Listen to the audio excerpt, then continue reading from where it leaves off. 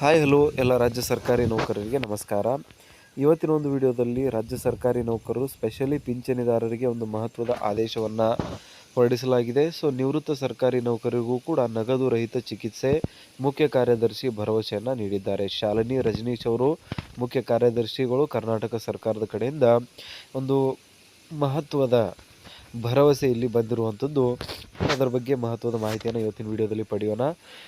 ಯಾರೆಲ್ಲ ಇನ್ನೂ ಚಾನಲ್ಗೆ ಸಬ್ಸ್ಕ್ರೈಬ್ ಆಗಿಲ್ಲ ದಯವಿಟ್ಟು ಸಬ್ಸ್ಕ್ರೈಬ್ ಮಾಡ್ಕೊಳ್ಳಿ. ಸರ್ಕಾರಿ ನೌಕರರಿಗೆ ಸ್ಪೆಷಲಿ ಕರ್ನಾಟಕ ರಾಜ್ಯ ಸರ್ಕಾರಿ ನೌಕರರಿಗೆ ಒಂದು ಇಂಪಾರ್ಟೆಂಟ್ ಆಗಿರುವಂಥ ಅಪ್ಡೇಟ್ಸ್ಗಳನ್ನು ನಾವು ನೀಡ್ತಾ ಇರ್ತೀವಿ. ಪಿಂಚಣಿಗೆ ಸಂಬಂಧಪಟ್ಟಿರುವಂಥ ಮಾಹಿತಿ ಆಗಿರ್ಬೋದು, 8ನೇ ವೇತನ ಆಯೋಗ, 7ನೇ ವೇತನ ಆಯೋಗ, DA ಹೆಚ್ಚಳ, ಈ ಎಲ್ಲ ಒಂದು ವಿಷಯಗಳಿಗೆ ಸಂಬಂಧಿಸಿದಂತೆ ಒಂದು ಅಪ್ಡೇಟ್ಸ್ಗಳನ್ನು ನಾವು ಡೇ ಟು ಡೇ ಕೊಡ್ತಾ ಇರ್ತೀವಿ.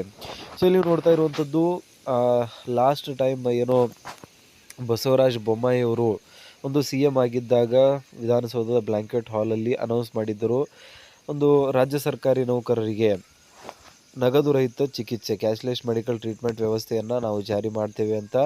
ಅದರ ಒಂದು ಅನುಮೋದನೆ ಆದರೂ ಕೂಡ ಇಂಪ್ಲಿಮೆಂಟ್ ಆಗಿರಲಿಲ್ಲ. ಸುವರ್ಣ ಸುರಕ್ಷಾ ಟ್ರಸ್ಟ್ ಕಡೆಯಿಂದ ಡಿಲೇ ಆಗಿತ್ತು. ಬಟ್ ಅದರಲ್ಲಿ ಇನ್ನೊಂದು ಡಿಸ್ಅಡ್ವಾಂಟೇಜ್ ಅಥವಾ ಇನ್ನೊಂದು ಏನು ಇಂಪ್ರೂವ್ಮೆಂಟ್ ಅಂದರೆ, ಬರೀ ಪ್ರೆಸೆಂಟಾಗಿ ಕೆಲಸ ಮಾಡುತ್ತಿರುವಂಥ ಸರ್ಕಾರಿ ನೌಕರರಿಗೆ ಮಾತ್ರ